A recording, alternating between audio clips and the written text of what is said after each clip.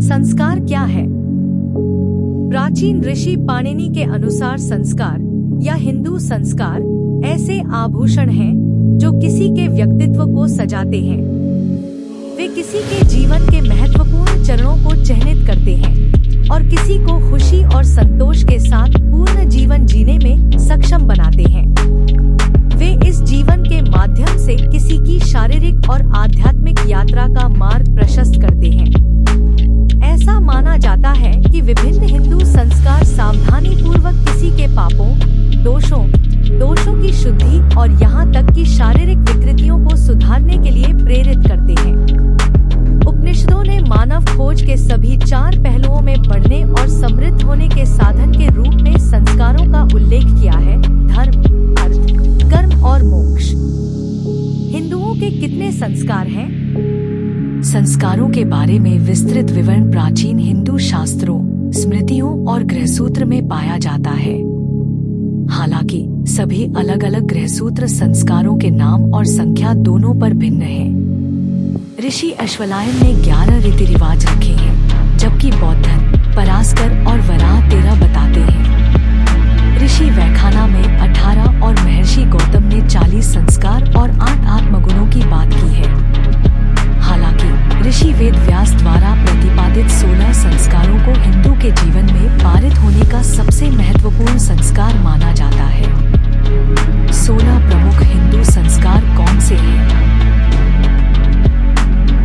गर्भाधान। स्वस्थ बच्चे पैदा करने के लिए गर्भाधान अनुष्ठान है। इस अनुष्ठान से भगवान ब्रह्मा या प्रजापति प्रसन्न होते हैं। पुंसवाना। गर्भावस्था के तीसरे महीने में किया जाने वाला निषेचन अनुष्ठान है, जो भ्रूण के जीवन और सुरक्षा के लिए कहता है। इस समारोह में एक बार फिर भगवान ब्रह्मा से प्रार्थना की जाती है।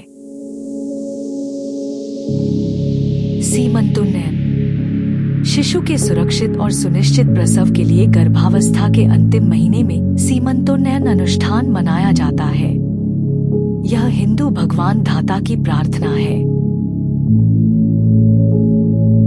जटकर्मा। जटकर्मा नवजात शिशु का जन्म संस्कार है। इस अवसर पर देवी सविता के लिए प्रार्थना की जाती है। नामकरण।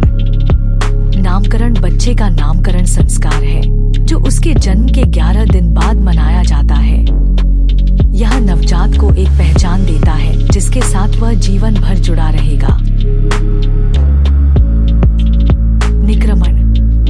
निक्रमण 4 महीने के बच्चे को पहली बार धूप सेंकने के लिए खुले में ले जाने का कार्य है। सूर्य देव सूर्य की पूजा की जाती है। अन्नप्राशन। अन्नप्राशन एक विस्तृत समारोह है, जब बच्चे को 6 महीने की उम्र में पहली बार अनाज खिलाया जाता है। चूड़ाकर्मा। चूड़ाकर्मा या केशांत कर्म सिर का औपचारिक मुंडन है और भगवान ब्रह्मा या प्रजापति की प्रार्थना की जाती है और उन्हें प्रसाद दिया जाता है। बच्चे का सिर मुंडवा दिया जाता है और बालों को औपचारिक रूप से नदी में डुबो दिया जाता है। कर्णवेद। कर्णवेद कान छिदवाने का विधान है। इन दिनों ज्यादातर लड़कियां ही होती हैं जिनके कान छिदवाए जाते हैं। उपनयन। उपनयन उर्फ धागा समारोह पवित्र धागे का अलंकरण समारोह है, जहां ब्राह्मण लड़कों को एक कंधे से लटकाए गए पवित्र धागे से सजाया जाता है और उनके सामने और पीछे से गुजारा जाता है। इस दिन भगवान इंद्र का आह्वान किया जाता है और उन्हें प्रसाद दिया जाता है। वेदरंभ। वेदरंभ या विद्यारंभ तब मनाया जाता है जब बच्चे को अध्ययन में दीक्षित किया जाता है। प्राचीन काल में लड़कों को अध्ययन करने के लिए गुरुगृह या आश्रम में अपने गुरुओं के साथ रहने के लिए भेजा जाता था। भक्त इस अवसर पर हिंदू भगवान अपावाका से प्रार्थना करते हैं। संवर्तन। संवर्तन वेदों के अध्ययन का दीक्षांत समारोह या प्रारंभ है। विवाह। विवाह भव्य विवाह समारोह है। विवाह के बाद व्यक्ति एक गृहस्थ या वैवाहिक जीवन के जीवन में प्रवेश करता है। एक गृहस्थ का जीवन। विवाह समारोह में भगवान ब्रह्मा दिन के देवता हैं। अवस्थ्यधान। अवस्थ्यधान या विवाहाग्नि परिग्रह एक ऐसा समारोह है जहां विवाहित जोड़ा पवित्र अग्नि को 7 बार घेरता है। इसे सप्तपदी के नाम से भी जाना जाता है। त्रेताग्नि संग्रह। त्रेताग्नि संग्रह एक शुभ अनुष्ठान है जो जोड़े को उनके घरेलू जीवन की शुरुआत करता है। अंतीशी। अंतीशी पारित होने या हिंदू अंतिम संस्कार है जो मृत्यु के बाद किया जाता है। मार्ग या अष्ट संस्कार के 8 संस्कार।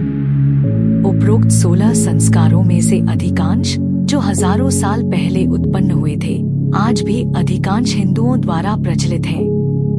हालांकि 8 संस्कार हैं जिन्हें आवश्यक माना जाता है। इन्हें अष्ट संस्कार के रूप में जाना जाता है और वे इस प्रकार हैं। 1 नामकरण समारोह। 2 अन्नप्रसन्न ठोस भोजन की शुरुआत। 3 कर्णवेद कान छिदवाना। 4 चूड़ाकर्मा या चूड़ाकरण सिर की शेविंग। 5 विद्यारंभ शिक्षा का आरंभ। 6 उपनयन पवित्र धागा समारोह। 7 विवाह विवाह। 8 अंत्येष्टि अंतिम संस्कार। जीवन में संस्कारों का महत्व। ये संस्कार एक व्यक्ति को उस समुदाय से बांधते हैं जो भाईचारे की भावना का पोषण करता है। एक व्यक्ति जिसके कार्य उसके आसपास के अन्य लोगों से जुड़े हैं वह पाप करने से पहले निश्चित रूप से 2 बार सोचेगा। संस्कारों की कमी व्यक्तिगत शारीरिक सुखों में लिप्त होने और किसी की पशु प्रवृत्ति को बढ़ावा देने को जन्म देती है। आंतरिक दानव जागृत होता है जो स्वयं और समग्र रूप से समाज के पतन की ओर ले जाता है। जब कोई व्यक्ति समाज में अपने बंधनों से अवगत नहीं होता है तो वह दुनिया के खिलाफ अपनी स्वार्थी दौड़ चलाता है और खुद को दूसरों पर खड़ा करने का लालच न केवल स्वयं बल्कि पूरे मानव समुदाय के विनाश का कारण बनता है। इसलिए संस्कार समाज के लिए एक नैतिक आचार संहिता के रूप में कार्य करते हैं। धन्यवाद।